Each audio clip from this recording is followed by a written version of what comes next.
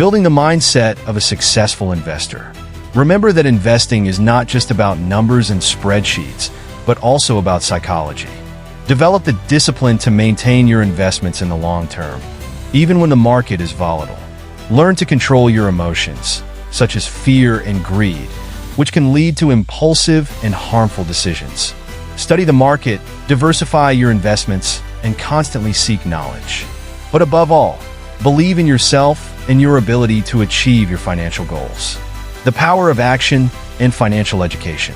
Do not let a lack of knowledge or fear paralyze you. Start taking small steps toward your financial independence today. Read books on personal finance, attend courses and workshops, talk to experts, and seek mentors who can guide you on this journey. Remember that financial education is an ongoing process and that each step brings you closer to achieving your dreams. Believe in your potential, set ambitious goals, and work diligently to achieve them. Money. Some have it, some don't. Some master it. Most are still chasing it. You might think of money as mere numbers, spreadsheets, and calculations, or an equation to be solved.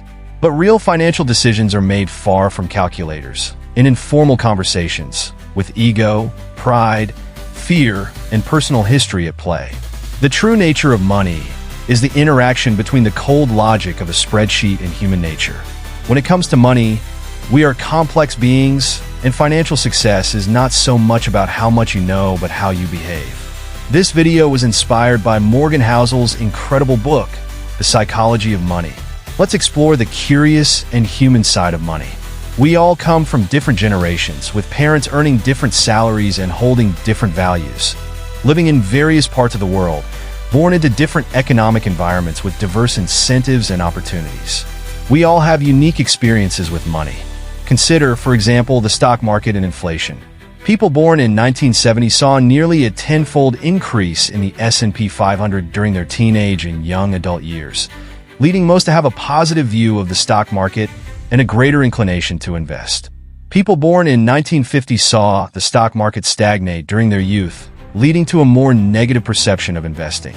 Those born in the 1960s experienced significant inflation during their formative years, resulting in a heightened awareness and negative view of inflation. People born in the 1990s, on the other hand, experienced relatively low inflation, making them less concerned or aware of its effects. A person's experience with the stock market and inflation during their formative years strongly shapes their attitudes and behaviors regarding investing and financial decision-making. The worth was people justify every financial decision they make based on the information available to them at that moment and their mental model of the world, which has been shaped by their parents and unique life experiences. While they may be uninformed, lack information, or make poor choices, their actions make sense to them at the time and align with their personal history. As Housel notes, people do some crazy things with money. But no one is crazy. We all have individual worldviews. And since there is no universally correct way to manage money successfully, none of us are insane. We make financial decisions based on our personal life experiences and worldview. Warren Buffett is undoubtedly considered one of the greatest investors of all time. What's surprising is that $81.5 billion of his $84.5 billion NE accumulated after he reached his 60s. Housel explains that few pay enough attention to the simplest fact. Buffett's fortune is not just due to being a good investor, but to being a good investor since he was literally a child. By investing from the young age of 10, Buffett was able to harness the power of compound interest.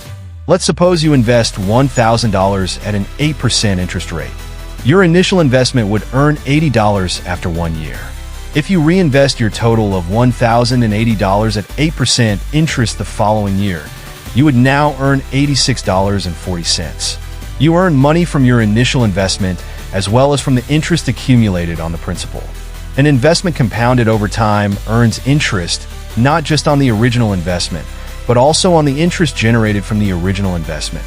The counterintuitive nature of compound interest makes many of us fail to grasp how extreme the results can be. Compounding, however, can help you accumulate wealth over time. Warren Buffett began serious investing at age 10 and had a net worth of $1 million by age 30.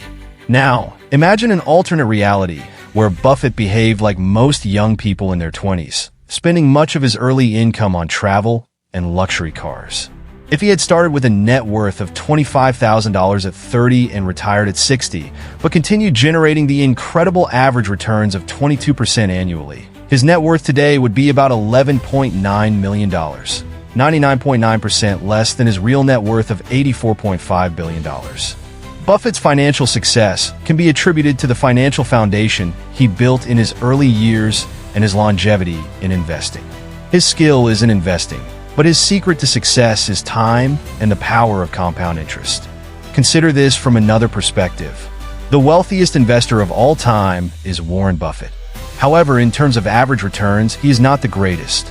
Jim Simons, for instance, is a hedge fund manager who has compounded money at an astonishing 66% annually since 1988, a far higher rate than Buffett. Yet, Simons' net worth is $21 billion, which is 75% less than Buffett's. How is this possible? According to Housel, the reason is that Simons didn't find his investing rhythm until his 50s, effectively giving him less than half the years to compound than Buffett. Housel estimates that if he had invested for as long as Buffett, his net worth today would be 63 quintillion, 900 quadrillion, 781 trillion, 780 billion, 748 million, $160,000. $63, 900, 781, 780, 748, 160, 000. It is essential not to underestimate the power of compound interest. No matter how counterintuitive compounding results may seem, they should never be ignored. Optimism is the belief that the odds of a good outcome are in your favor over time, despite setbacks along the way. However, when it comes to money, we all have a tendency to favor pessimism over optimism. Looking back, however, things generally improve over the years. So, why do we embrace pessimism over optimism? The answer is that good things take time and do not happen overnight. Money is a subject that attracts pessimism for many reasons, starting with the fact that money matters to all of us. When we hear about something bad happening in the economy, we are more likely to pay attention. For example, a 40% stock market decline in 6 months will immediately attract attention and may even trigger government intervention. However, the gradual nature of a 140% gain over 6 years may go unnoticed. Despite setbacks, remember that over time, the odds of a positive outcome are in your favor. When watching the news highlighting a stock market crash, economic troubles, or other money-related problems, try to remember that things tend to improve over time.